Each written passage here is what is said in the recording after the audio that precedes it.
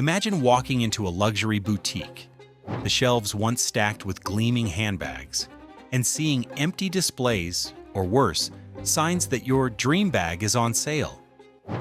Once symbols of wealth, status, and exclusive taste, these brands ruled closets and Instagram feeds alike. But now, something has shifted. Gucci, Balenciaga, Burberry, once untouchable, are being dumped on resale sites, auctioned off by collectors, or left to gather dust in discount corners. Luxury is collapsing in slow motion. So what happened? Was it oversaturation, scandal, or just a shift in how consumers define prestige?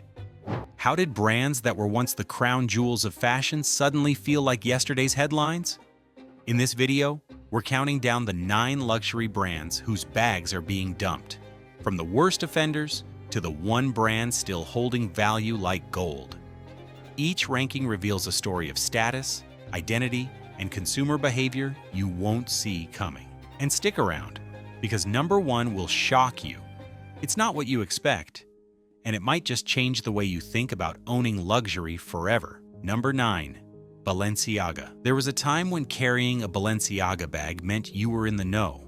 You understood streetwear. You got the joke before everyone else did. This was the brand of fashion insiders, influencers, and celebrities who wanted edgy, instantly recognizable, anti-establishment cool. The city bag, the oversized totes, those absurdist designs that made traditionalists wince. Balenciaga was the rebel of luxury. And then came 2022, the scandal, the ads, the absolute credibility crisis that turned aspirational hype into a PR nightmare overnight. What followed wasn't just backlash, it was a fundamental shift in how people felt about wearing the brand. Resale prices temporarily dropped. Social sentiment skewed negative.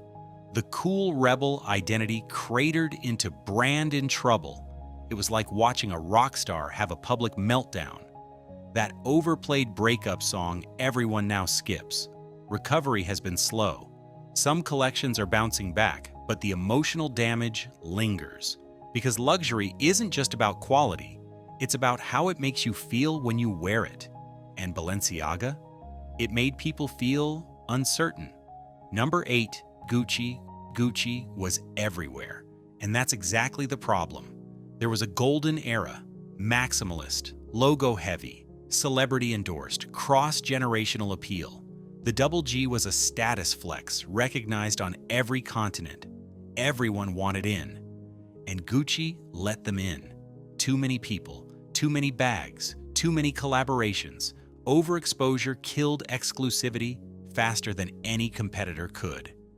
Suddenly, the GG monogram wasn't rare. It was ubiquitous. Retail markdowns appeared. Resale results became inconsistent. Some seasonal models started dropping below their original market value. From status symbol to accessible accessory in less than 5 years. It's like a hit single remixed too many times. Eventually, you just tune it out. Or worse, luxury, fast food.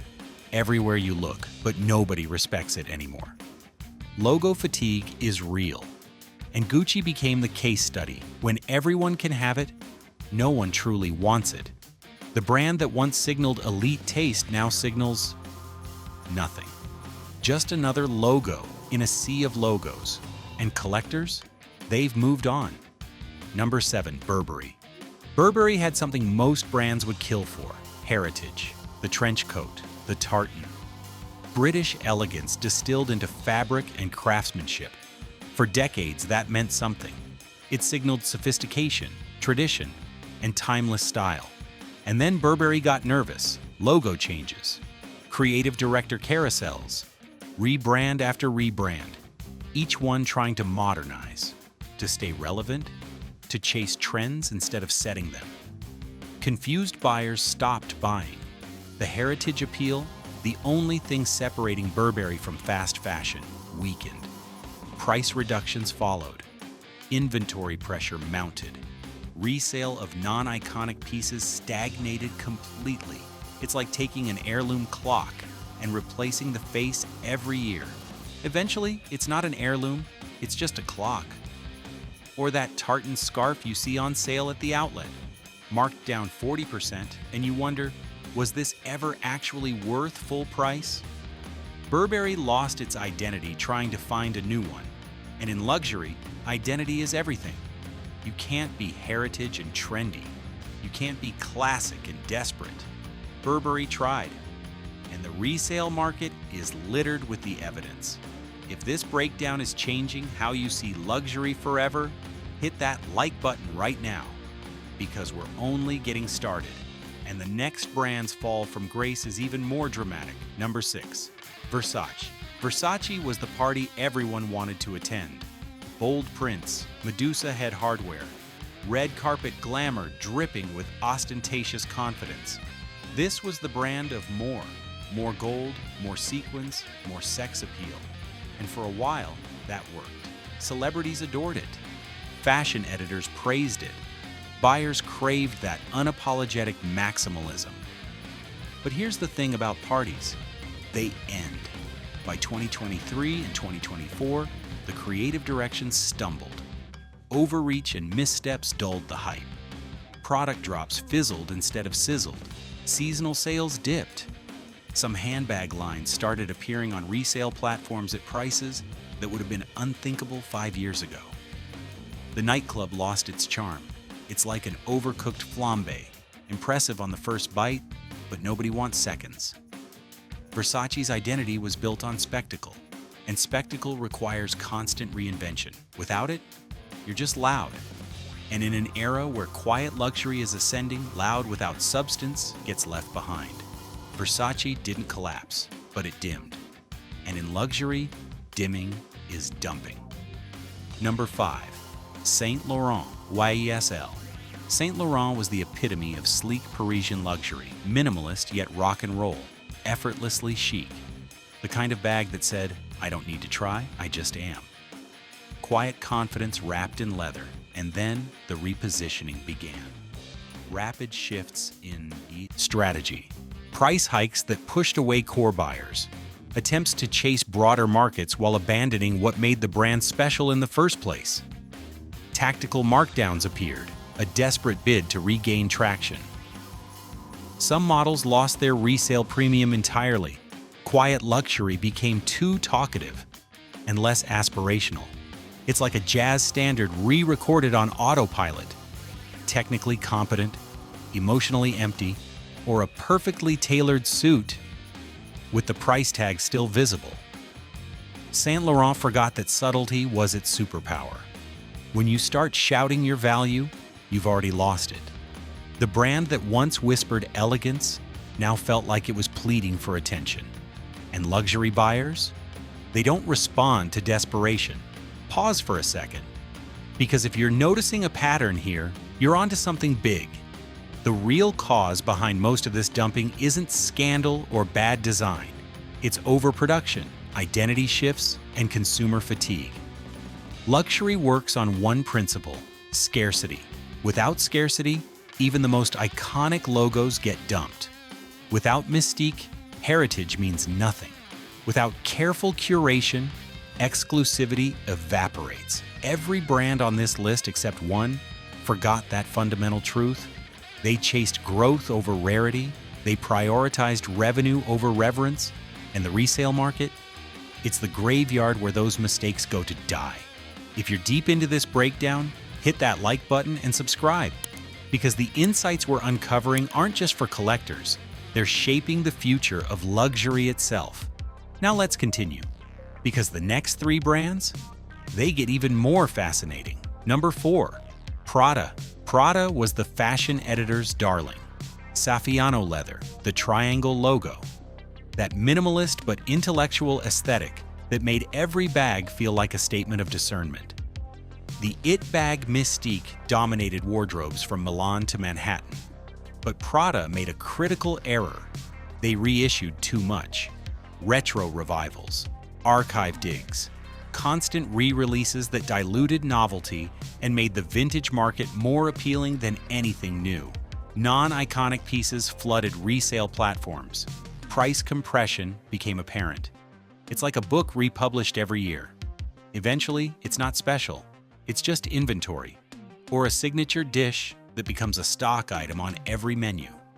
Prada went from coveted classic to just another option in a crowded field. And here's the kicker. The brand had the heritage, the craftsmanship, the intellectual cash. But they mistook nostalgia for strategy. Collectors started asking, why buy the reissue when I can find the original for less? And when your new products can't compete with your own archive, you've lost the plot. Number 3. Bottega Veneta. Bottega Veneta under Daniel Lee was magic. The intrecciato weave. Quiet luxury before it had a name.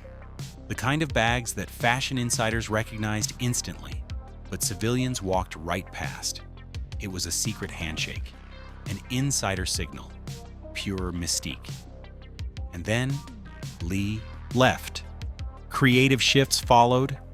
The brand broadened its product lines, chased wider appeal, and in doing so, diluted the very thing that made it special.